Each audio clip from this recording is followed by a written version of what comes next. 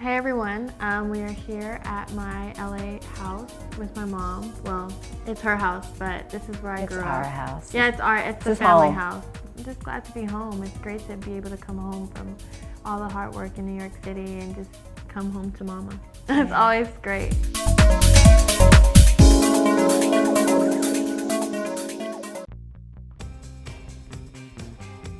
Well, usually when I come home here in LA, I'm off with my friends, and it's like, She Mom, does her who? thing.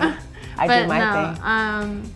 Usually, yeah, I'm usually with my friends and my family. We do have get-togethers. We have my sister always comes over. I make sure I see my niece every time I come out here, and my brother as well.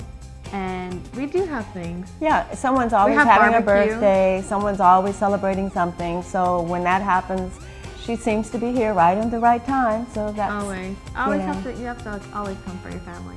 And but we have the best time together. We're always playing what's that game called? Taboo. We love Taboo. Like it's like the family thing to do. And we have great time. It's all about family. About LA. Yeah, in LA. And I love LA. So. She likes to get in her car and just take off because in New York she doesn't get to drive. Exactly. So when I come back here, I'm always. I don't see her. You see me at nighttime. I come home and I sleep, but for the most part, I'm on my way. Like I'm always driving, listening to loud music in the car, just being like.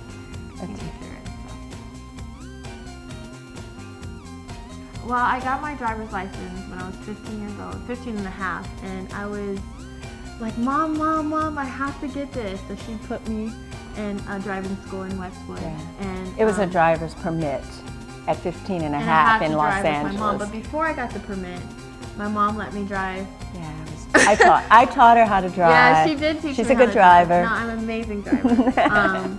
But before even the permit, my mom took me on the road and let me drive.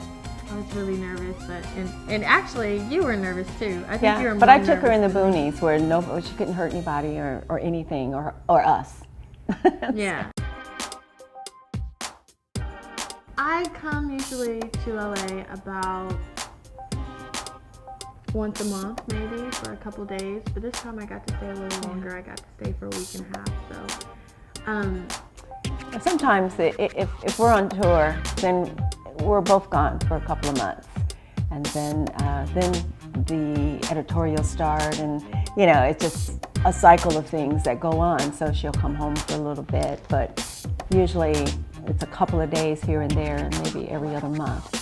But here lately, we've been coming a little bit more because she's a little higher in demand, so she doesn't have to do everything now, and it makes it much nicer because now she can kind of breathe. Actually, when I first started modeling, my auntie took me to Ford Models, and I was about 12. She was just turning 13. She wasn't quite 13, but they signed her when she turned 13. So. And I always used to dress up all the time and tell my mom, like me and my friends always play dress up. We had sleepovers all the time. My friends would come and we would dress up and have runway contests and stuff like that. My mom was always the judge. Right. I was always the tallest. And I don't know, like it just. She has a natural talent for it. It's not really a talent to be a model. I mean, it is. I just pose. No, it's a lot of hard work, but yeah, it's fun. It's lots of fun. The talent is enduring it all, and managing yourself and staying focused, and there's just a lot out there in this industry, and if you don't stay focused and determined, then you fall by the wayside. So it's a lot of work, and it's a lot of work for a young girl. It's a lot of work for an older person, but it's definitely a lot for a young girl. And that's why you always need someone to back you up, and that's why my mother with me all the time, because she, like you all know, like she's very supportive and she always has my back. And it's kind of great that I can leave work, the studio or a runway show, and come home to my mother, whether it's on the road or it's here, and have a nice meal for me. Or, because she has everything, like whatever I need, it's there. She does my hair. She does my I do the little things. cooking, my cleaning. I do it's things great. that it's great. I don't even know how. she doesn't even know I'm doing. I just take care of it. Mm-hmm. But I know. You know.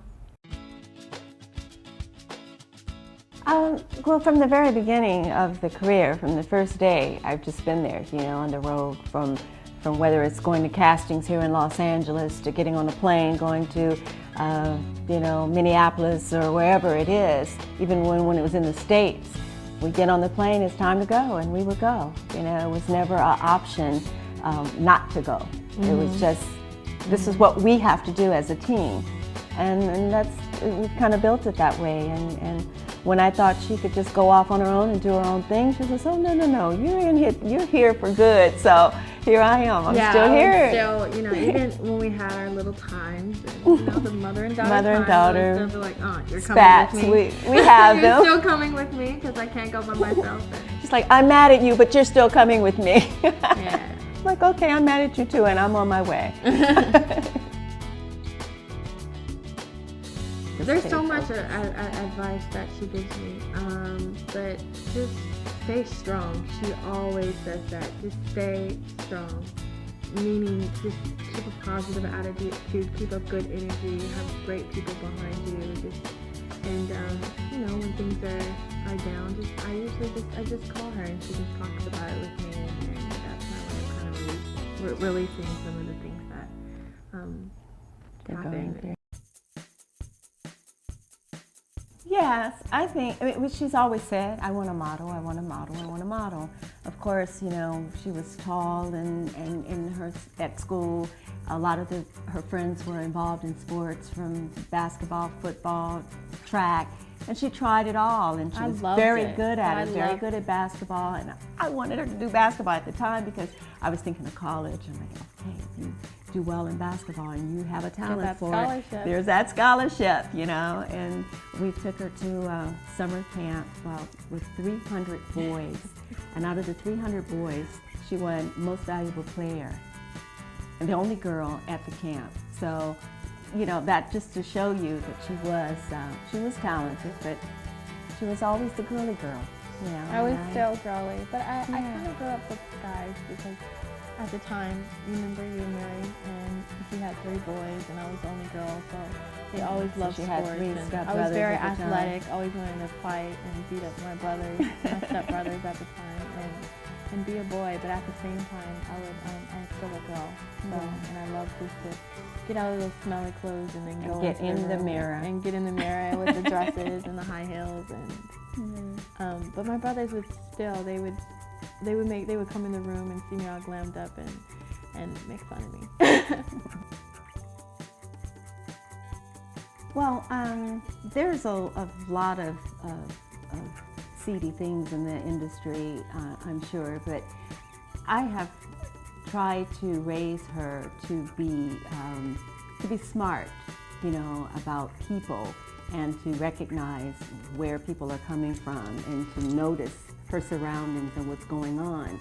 So even when I'm not with her, I know that she's grounded enough to know better, to get involved or to see something, and she'll call me and say, "Mom, something's not right with this." I'm like, "Then you need to leave," and she does. She knows the boundaries.